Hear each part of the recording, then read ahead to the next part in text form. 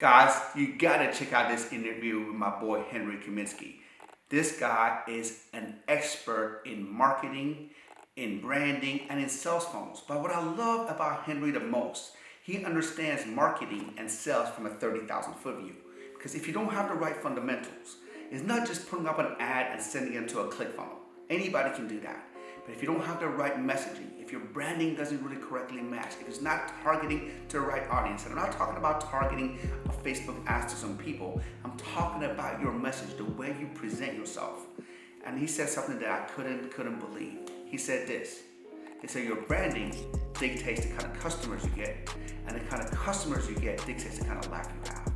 Don't miss out this episode. As always, if you like this episode, comment, share, and just put, like and do all that stuff. I really appreciate you. You gotta listen to this stuff.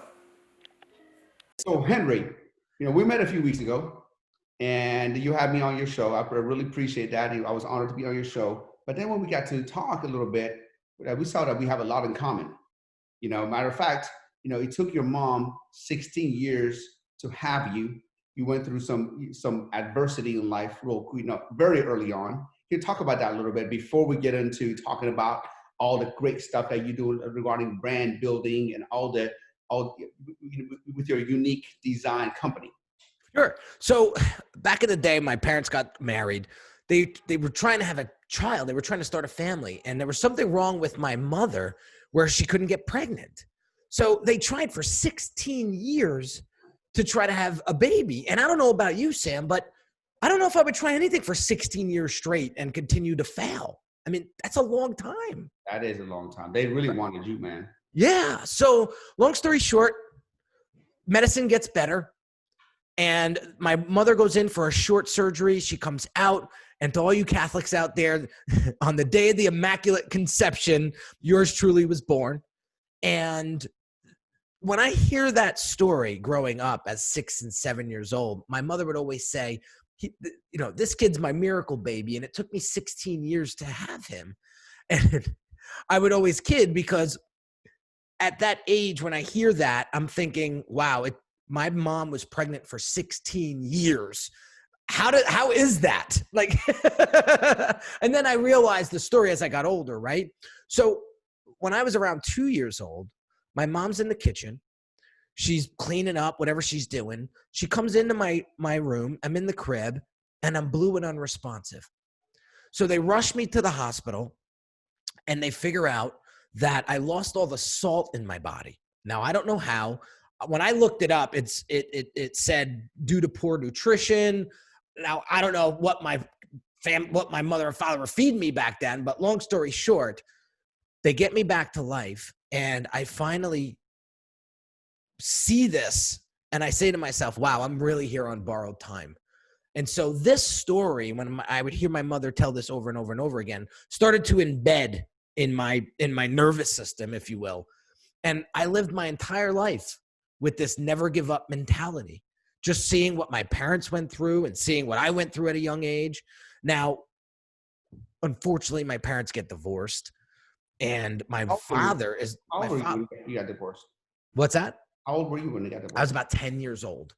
Right. And it lasted 6 years. It wasn't like a one and done thing, right? There was a lot of fighting. I saw things growing up that I wish I never saw, but I can't let my past dictate where I want to go. Yeah. Right. So long story short, my father worked 4 jobs. He was a mechanic. He was a shop mechanic at UPS for 33 years. He was a teamster. We used to cut lawns. He would do oil changes on the side. He was a hustler. Yeah. And so that got instilled into me at a young age. So I was never afraid to make money. I was never afraid to work. I had a job when I was 13, right? And that work ethic, I thank my dad to this day for bringing that into my life because it has gotten me to where I'm at today. Well, Harry, that's crazy. How did the divorce, affect you? A lot of trust issues, unfortunately. Were you siding with mom or dad? Usually there's always a side. Yeah, I was siding with dad more because I saw how loosely my mother was with me from a disciplinary standpoint, just from a responsibility standpoint. Like I would go to school with rings around my collar of dirt. And I was so embarrassed that I made my father I made my father pay for the Cub Scouts because you got to wear a different uniform to school every once in a while. And I actually got in trouble for that because I would wear the damn Cub Scout uniform because I was so embarrassed of my dirty clothes that the principal actually drove me home and made me change one day. Wow. And so there was a lot of things going on like that. And it really embedded, for a long, long time. And it wasn't until, honestly, Sam, my late 20s, early 30s that I really started to face this stuff. And it took some rewiring, but it worked out. Yeah, I think you just blocked it out. You just pushed through. And when you had a little bit of time to think back and reflect, that's when you tackled it. I mean, I went through the same thing, and I know exactly what you mean. But on a side note, you have kids, right? I got 1 2.5-year-old son. Okay, so you're blessed with having kids. And I know, like, when you're trying to have kids, obviously it's the practice part of it is fun. But when it's not happening, it becomes like a business, a chore. Like my wife's like, well, I'm ovulating tonight. I'm like, oh man, I'm like, it's like it's not even fun anymore. It's like a match. And I'm just looking back at your parents for 16 years, man. They were like, it was like a business transaction. I meet you at this time, between this time and this time. Yeah. I meet you upstairs, Right. But today, man, let's talk about business now. Sure. Today, you have a very, very successful company. Yeah. Unique Designz. What do you do? I know you help people build audiences. You do branding, funnels, sales. Yeah. How do you build an audience? Yeah. So real quick. So we started Unique Designz 13 years ago. I was a freelance designer. I was a one-man band designing club flyers for all the clubs in New York City and New Jersey, and that slowly matured into a boutique branding agency. So now we are a full service design and branding agency. So what we typically do at our core is this: we help you truly represent your business the way that you want it to be, want it to feel, want it to look. And we help you scale your business online through marketing funnels and so on and so forth. So that's what I do at my core. That's what I've been blessed to be able to help my clients do. And it's been a bumpy ride for 13 years, but it has been a blessing for this experience. So it's evolved from just, like a flyer design for the clubs now to a one-stop shop when you do, the design, you do the websites, you do the funnels, you do the branding. Yes. So if someone approaches you right now and they don't have no presence, zero presence, I have no presence at all, and I want to start having some presence. I want to build an audience. Yeah. What are some of the steps that someone will do? Let's just say I have a very small presence. Maybe I just have an Instagram or Facebook account with a few hundred followers, and I want to get into a certain space. How would you brand me? So one thing is we got to figure out why we're doing what we're doing, right? So why do you want to serve this specific audience? Okay. And what gives you the credibility and the authority to serve this audience? Growing up in a high school I was one of 50 white kids in the whole school. Okay. And one of the things we used to say on the ball courts or on the football field when we played on Sundays was, if you say you're that good, you need to show and prove. Yeah. So showing and proving was a big part of my life. Yeah. So before you get out there and start becoming the next blank, we need to really figure out, why should somebody listen to you and what gives you the credibility? I love that. I'm so glad you said that, Henry, because I see all the time, people say, man, I want to get in this space. I want to do this and I want to do that. And I ask them, like, so there are, 500 other people, 5,000 other people in that space. Yeah. And some very, very good ones that literally, they walk the talk. Yes. You know what I mean? And so why would somebody choose you? What is your credibility? What have you done? And what is your unique selling proposition for you to go into that into that space. So I'm so glad you bring that up, because you can just, I think in this day of, marketing and branding, anybody can brand anything. You can brand yourself. I can brand myself as, oh, I'm going to be the next president of the United States. And I'm going to, say, I'm going to, put up and I'm running for the president. But if I don't have any real credibility, knowledge, things like that, sooner or later, the rubber has to meet the road. Right. And I'm so glad you bring that up, because everybody's like, well, let me go brand you this and put a flyer in here. At the end of the day, you got to perform. Exactly. And I think one of the things that our mutual friend, Russell Brunson, had talked about in the last Funnel Hacking Live, I wasn't there, but I was watching some of the videos, and he said, you gotta educate your audience on how you learned it and how you earned it. And that is such an easy way to plug that in and to start doing that. And that goes to tell you also that the power of story in your branding. Yes. You talk a little bit about that, because I think that's huge.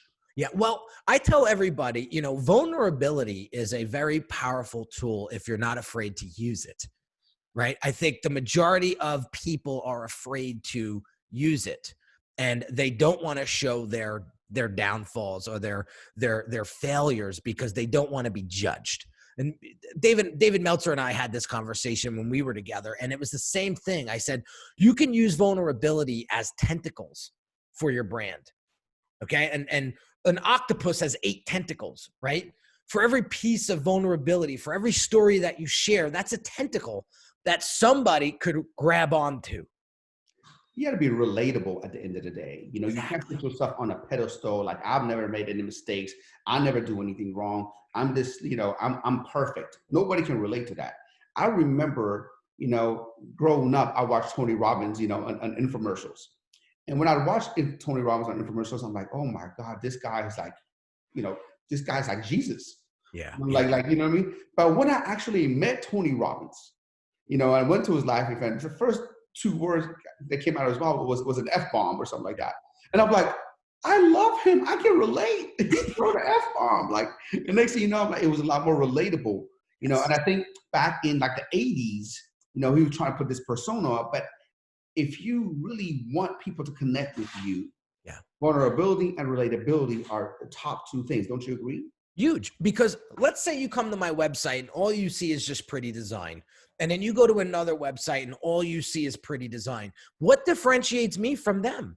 Zero. You know what does? Price. And where are you going? Where does typically people go? Exactly. Right to the bottom. So I said, if I'm going to jump into this game, I'm going to position myself as a premium brander. And when I was working with Russell, he was like, we got to come up with a name for you.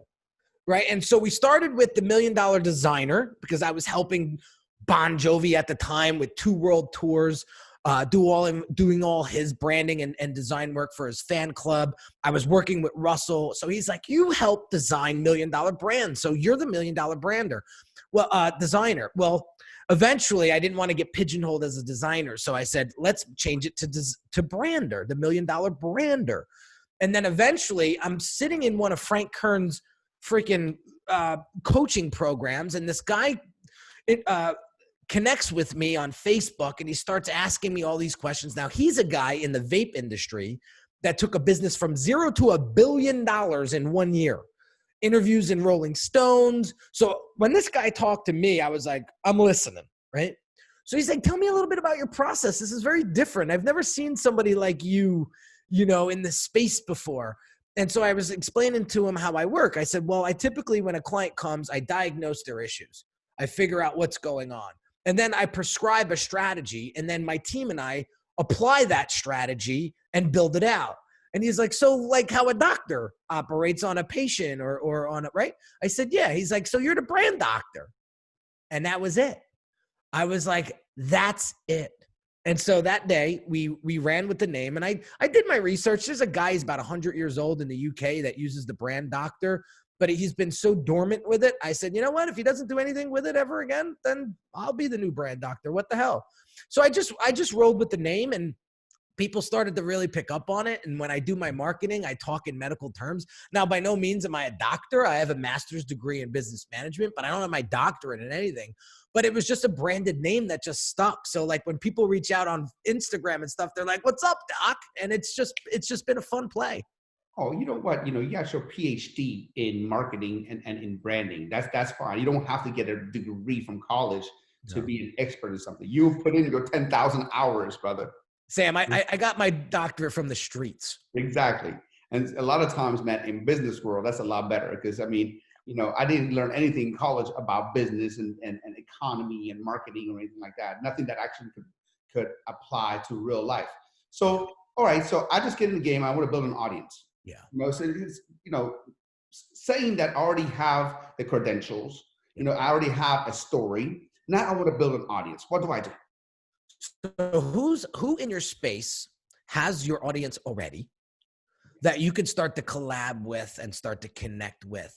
Because what we want to do is we want to build those relationships. The difference between the difference between you crushing it and the person next to you that's crushing it even more is the relationships that they have built throughout their career. Russell Brunson talks about that, right? Your Dream 100 list, right? The Dream 100 list. So, you don't have to necessarily work with those people one-on-one or serve them in particular, but what you want to do is build those relationships. Yeah. How can you help them help their audience? Then you're going to start showing up on people's radars, right? So I want you to pick 10 influencers in your space that have your audience that you want to serve. And I want you to get out on their social media and I want you to start commenting on their stuff. I want you to start commenting on their followers' stuff. And man, is this a phenomenal way to get social on social media and start to build up that social media party, which Russell talks about in his new book. Social media is just one big damn party. And so who do you want to be remembered as when you show up to the party? The prick that stands in the corner that thinks he's who he is? Or the guy that floats around and mingles with everybody and everybody loves when you walk in the room because you're like the hot, you're the energy that everybody wants to gravitate to. So that's called like earn your way in, which is fulfilling, right? You're fulfilling, you're making connections. I love that, man. I love that about you because you go a lot deeper than just on the surface. And most people just say, well, here's what you do, craft an ad and do this and target, their audiences of people. And you can certainly do that. But relationship to me always trumps everything. Relationships to me is cheaper, is better, is more fulfilling, and it converts better because you actually have provided value before you ask for anything. Sam, the fundamental steps of branding are very, very simple. People overlook them because they want to do the sexy stuff, like build the funnels. And we'll get into that in a second, but like they want to get into the lead gen and sales stuff. Right. But when I have my group coaching calls with my growth club clients, they ask me questions like, how do you deal with a disgruntled client? How do you deal with a client that's kind of a pain in the ass? How do you connect with your audience in a way that resonates with them? Like these are the small things that build brand that people forget are so important. So real quick, what branding really is, there's 1,000 different definitions out there, but the definition that I ran with that I learned from one of my mentors, Marty Neuheimer, who's huge in the branding space, is branding is that gut feeling people get when you enter their world, whether it be your product, your service, or yourself. And so what gut feeling do you want to leave people with? That's how you start to build your brand. I was reading this book recently by Trevor Mowad. It Takes What It Takes. And he said, your role models, their behaviors and the traits that you love about them, they're not copyrighted. Yeah, so true. Right? So I picked 5 of my mentors and I looked at what I loved about them. And then I wrote, they're blank, they're blank, they're blank, they're blank. And then I rewrote the statement, I am blank, I am blank, I am blank. And I read that. So simple. Right? So simple. And now I start to become that. Now you're going to put your own spin on it, right? Because there's only one you and you don't want to be like somebody else, but pick it good. Now that you went there, man, who are the top 5 people that you look up to and then you want to be like? Yeah. So I would say there's aspects of a few people. One, my father. Okay. My father he's He's slow and methodical, right? But sharp as a tack. Guy grew up in Jersey City, New Jersey, street guy, but really has a knack to read people and just know how to respond, right? He's a really good negotiator. He was a negotiator for the Teamsters for like 30 years. So his negotiation skills, right? One of my coaches and mentors, Chris Doe, right? He's got a phenomenal way of asking questions and getting, like, Socratically, and getting them to really understand, helping you identify and understand where they're really hurting and how you can help them. Okay.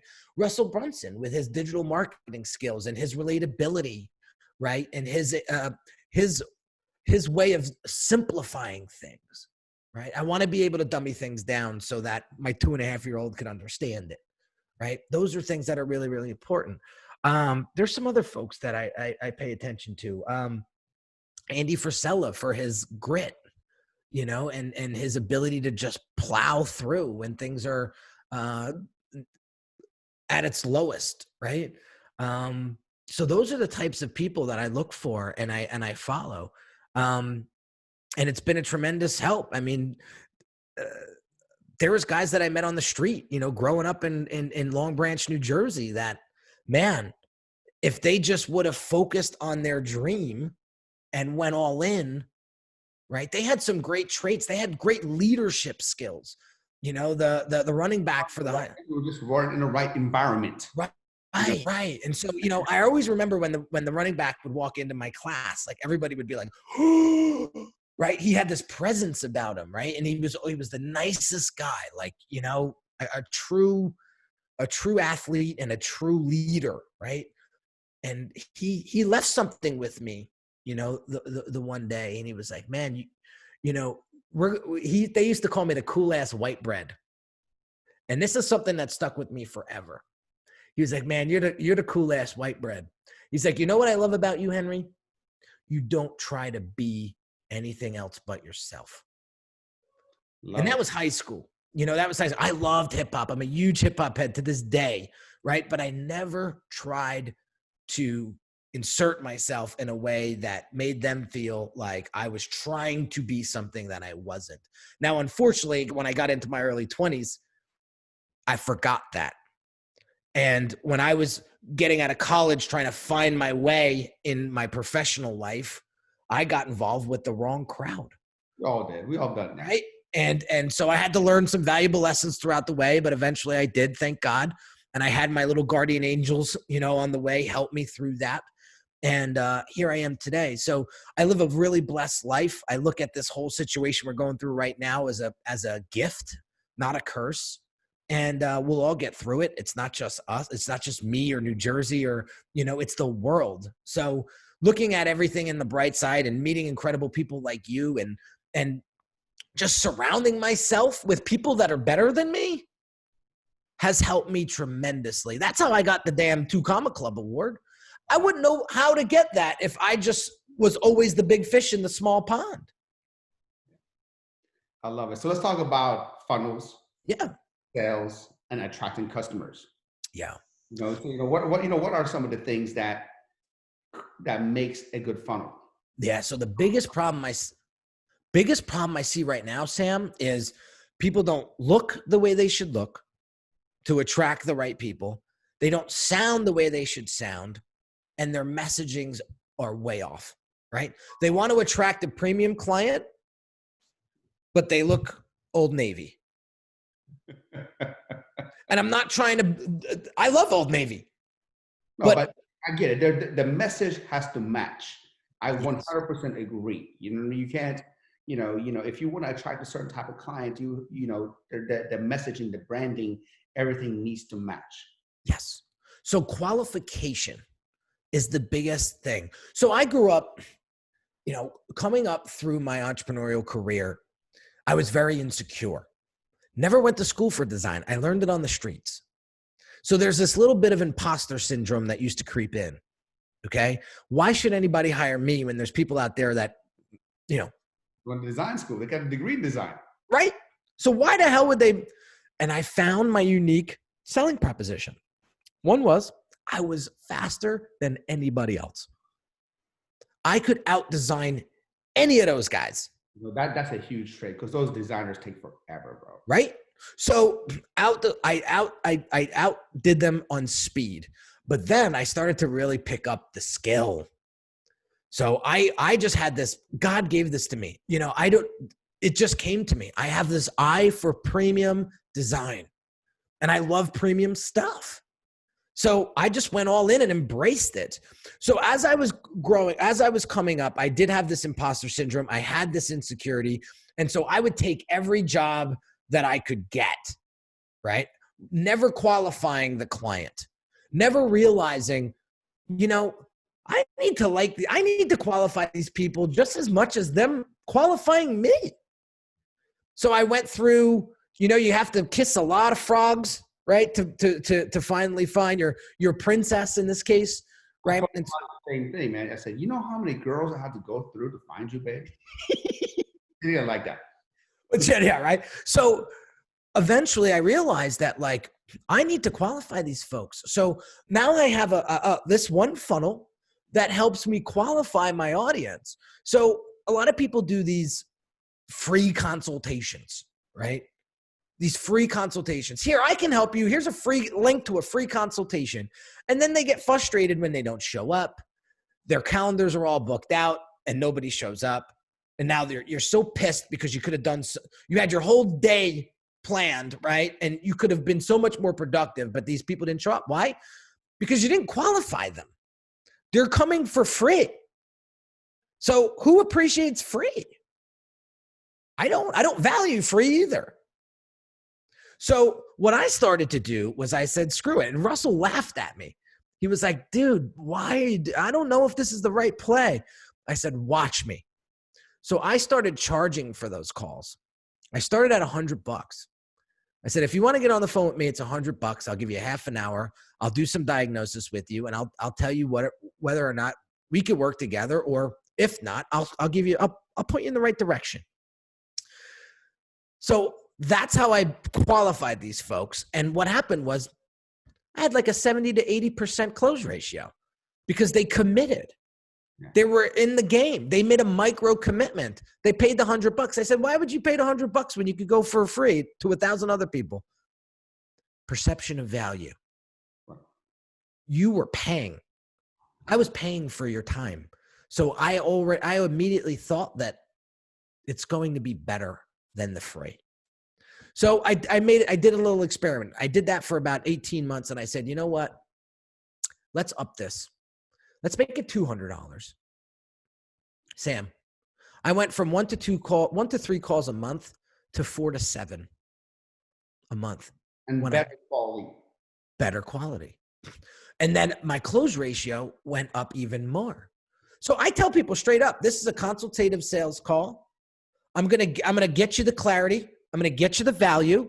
I'm going to get you the focus you need. And if you want to move forward, you can. If not, I won't let you leave this call without some sort of takeaway because you did pay for it. Yeah. Okay. And people really appreciate that. They value that. And then the folks that do say, all right, Henry, everything sounds good. I want to move forward. Then they come into my brand accelerator program. And that is the deep dive.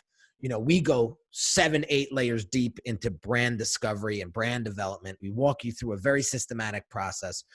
My team and I then go away for 2 weeks. We come back with some insights, and then we present the execution plan. So we give a conservative model, we give an intermediate model, and we give an aggressive model. Now here's your game plan. Here's your blueprint. You can have us build it out. You can build it out yourself, or you can find somebody cheaper. It's completely up to you. But by the time you come through that strategy and diagnosis phase, you're going to have the focus, clarity, and just laser in on what it is that you need to do to build and scale your business online. So if I know people that are interested in something like that, because I think a lot of people can benefit from it. How do they go find out about that program? So you can go to my website, which is Unique Designz with a Z at the end, not an S, .net, or find me on Instagram or YouTube or the Brand Doctor podcast. I would recommend you guys go to the podcast first. There's over 318 episodes, including my man Sam, who's going to be published pretty soon. And listen to that podcast and see if if I'm somebody that you're even interested in working with, because not everybody likes the heavily tattooed bald guy, aggressive from Jersey. Hey man, as long as I don't care about what you look like. I don't care what you sound like. Hey, if you can make me money and you can make me famous, we can talk about that. You know? That's what should be the bottom line, man. So I hear you, man. I hear you. You know, here's one thing that you mentioned, something about differentiation and what makes you different from everybody else. I worked with a lot of NFL players over the past year, helping them design their brands. Brandon Copeland from the Jets, now on the Patriots. I said, what's the one reason why you worked with me? And he said, Henry, real is rare. So true. And that kind of just stuck with me. And I was like, ooh, that hit hard. So there's so many people out there, like you said, that are just trying to be something that they're not, to appease people that don't even like them, or they don't even like. Like, just be you, and that'll bring you so much business from the people that you love to work with. That's the key to branding.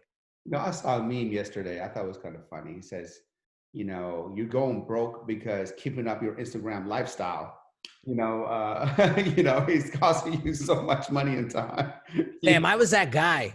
You know, I was that guy when I was growing up. So I had a really wealthy uncle who was like Tony Soprano. And then I had my dad, who has the first dollar he ever made.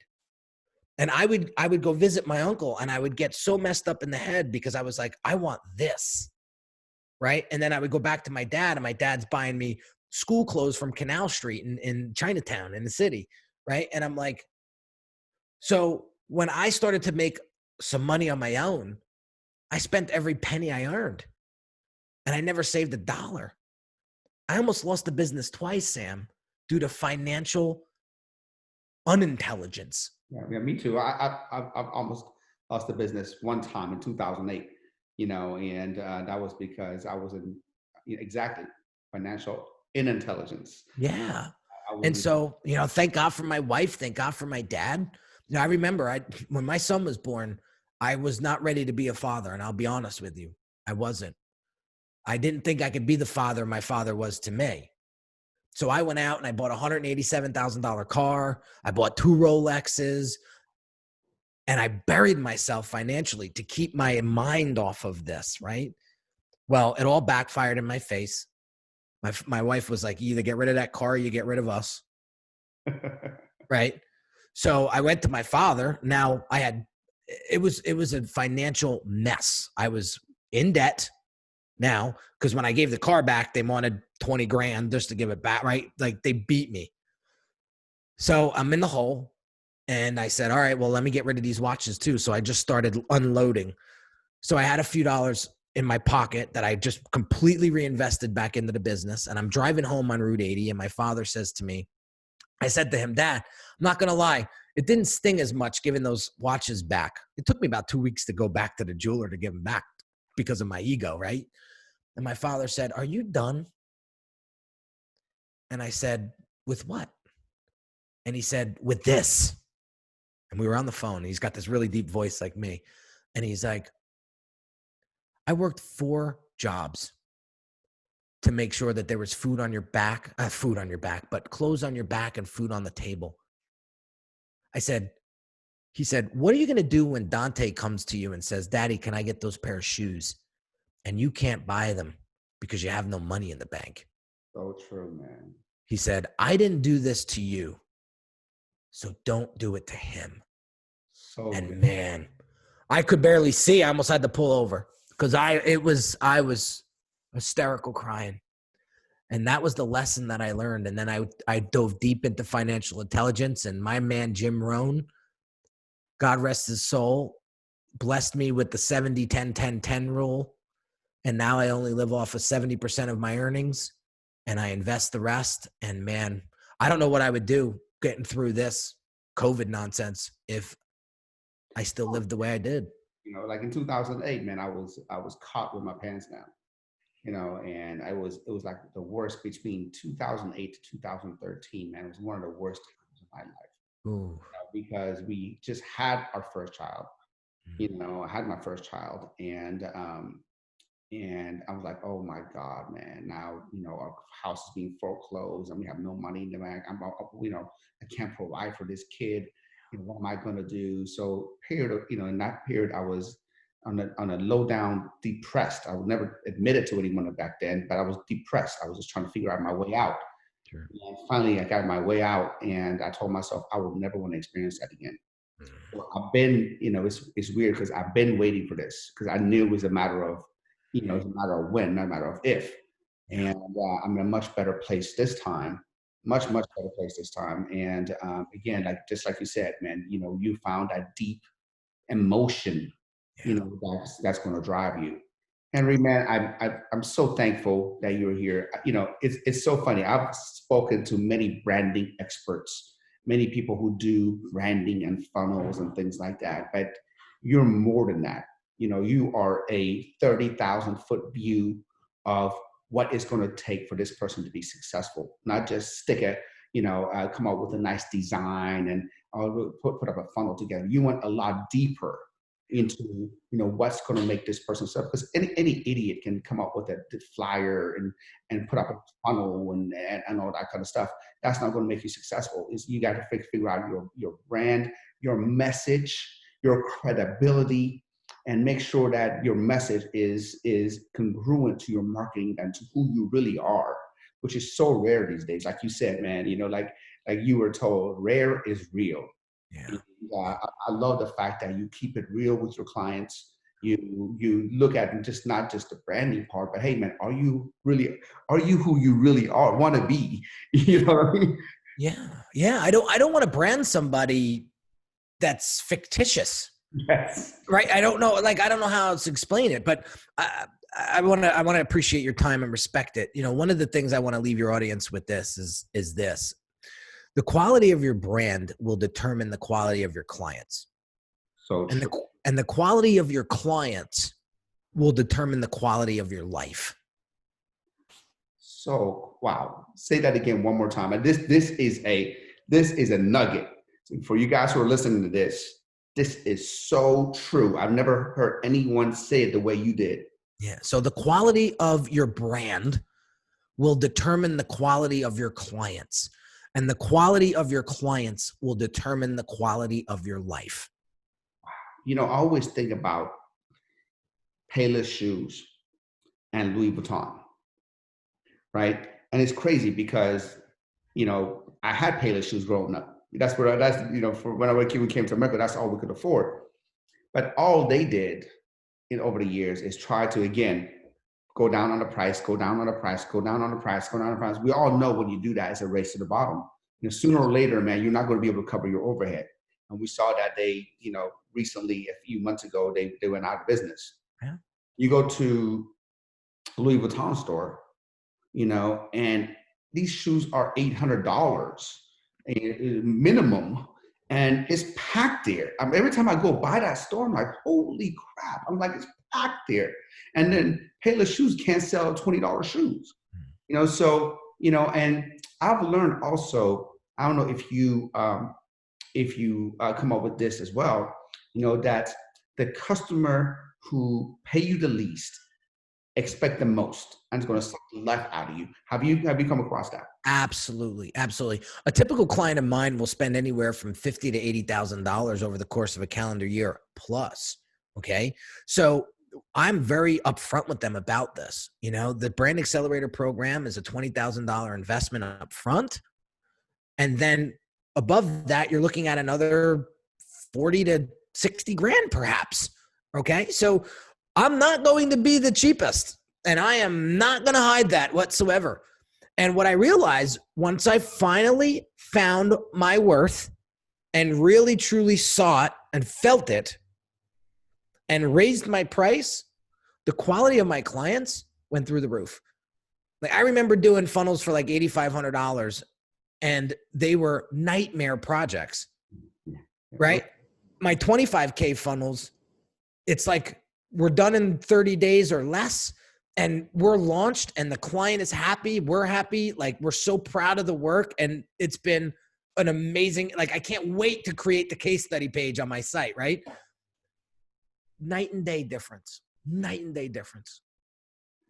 Oh man, thank you so much for your time, Henry, today. Again, I know we talked about, your podcast and your website and your brand accelerator program, but one more time, for our audience, can you tell us, where we can find you on? I'm gonna give you one place. Just go to the Brand Doctor podcast on iTunes or Spotify or iHeartRadio or any of those big platforms. You'll find the Brand Doctor podcast. Come and spend some time with me there and see if it's something that I can help you with, and see if it's something that can help your business grow and scale online. If it is, it'd be a pleasure to meet you and to potentially help you. Thank you, brother. It was a pleasure having you on the show, and I cannot wait to have you back, bro. Thank you so much. God bless you, and we have you back soon. Likewise. Take care, Sam. Hey guys, if you like today's episode, do me a huge favor. Go ahead and leave a comment below, subscribe to the channel, leave me a review, and tag a few friends that you think can benefit from what we shared today. Really appreciate it. God bless.